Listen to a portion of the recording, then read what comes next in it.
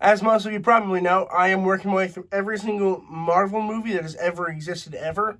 That is not in the MCU. I've already done the MCU reviews.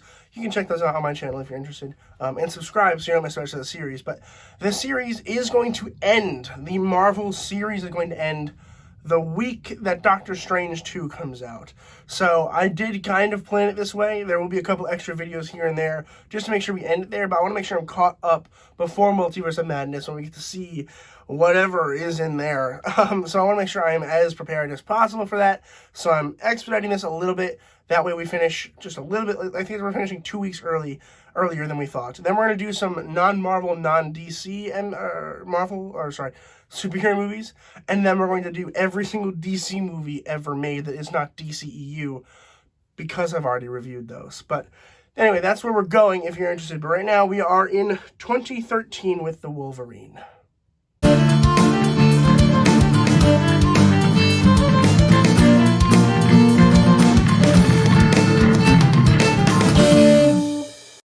The Wolverine was released in 2013. It was written by Mark Baumbach and Scott Frank and directed by James Mangold.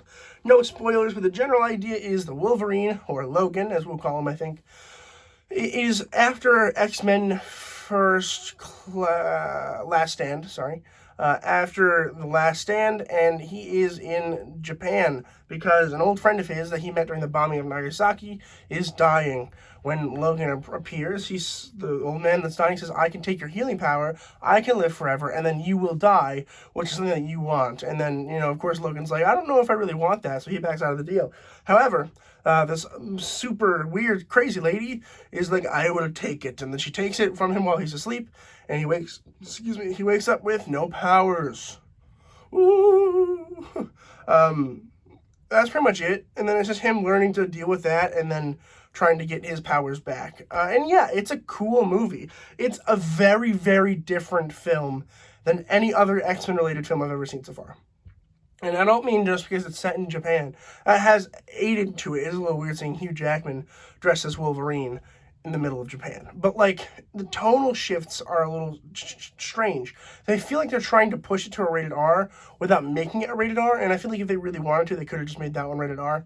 They're just, they're pushing it on the edge. They get close and close and closer, and then they fall back. And they had me in the first half, I'm not going to lie. The first half of this movie, the first 2/3 of this movie are epic. They're really, really cool, really great, excellent stuff. I had so much fun watching the first little bit of this. And even meeting Mariko, I think her name is. Yeah, Mariko. She's a fantastic character. I hope she's in another one. I doubt she is, but I hope she is, because it was awesome getting to know her throughout the film. But, what really throws this whole film out of balance for me is the third act. The third act of this is awful. They were like, "Oh, wait, this is an X-Men movie. We need to have, an epic, battle with a robot in the middle of a giant steel factory." And I'm like, no, you don't. You don't need to do that. The bad guys were all just kind of mid-tier bad guys. None of them were interesting enough for me to care about it. So as soon as, we entered the third act, and Wolverine was like, "I gotta kill everyone." And, there was this really cool part where he was trying to get his, healing properties back, but it's, a challenge. That was really well shot, really well choreographed, really well done. I was really excited for that. And then as soon as that was over, it was like, oh, he's invincible again. Why am I watching this? So I don't really know why they did that. I mean, I know why they did. They had to. But I wish they had waited until after the final fight to do that, because it does take away some of the interest, I think. I like that there were no, other mutants, really. I mean, there was the bad guy, or bad girl, I guess. But, beyond that, and the person that could predict death. But beyond those two, there aren't any other mutants. So I like that there's a more grounded, more, human look at the Wolverine. I liked the flashback scenes that take you back to the bombing. I thought that was really well done and really tastefully. All really, really cool. And I like the Japanese culture that is in this film, because it feels like a Japanese film. It's cool. It's really, really cool. And I think Hugh Jackman did a pretty good job as Wolverine. I mean, he hasn't had a problem so far, and I don't think he ever will.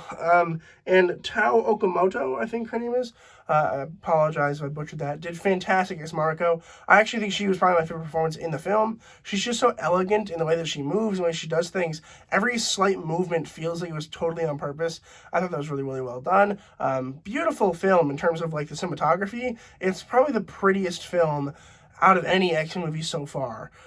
So I'm excited to see where this goes, because the end credit scene was incredible. I'm not going to tell you what it was in case you haven't seen it, but like, whoa. I have never been so excited to see the next X-Men movie since like ever. Like literally ever. The mid-credits happened and I was like, like, oh, I was like on the edge of my seat the whole time. It was incredible. One of my favorite end credit scenes of all time. Like it's really good. But the movie as a whole, again, it's really good. Just the third act really destroys a lot of the film for me, and it's hard to look back at even the good parts because of it. So I'm going to go ahead and give the Wolverine a B. Have you guys seen the Wolverine? Let me know in the comments below what you guys thought about it. I had a good time watching it. It is on Disney+. No, it's not. That was a lie. It might be soon. At the time of filming this, it's on HBO Max. So check there first. If it's not there, it may have already been moved to Disney+, now that they have the whole parental controls thing in the US, which is where I am. That starts next week, so who knows? It's somewhere, I'm sure, so find it if you're interested. And please consider subscribing if you're not already. It helps me out a whole lot. I would really, truly appreciate it. Keep the channel going, so please consider doing so if possible. If you're already subscribed, it's impossible to subscribe again, but I thank you. And anyway, thank you guys so much for watching the video. I truly appreciate it. And as always, keep watching movies and television, stay educated, and I'll see you guys in the next video.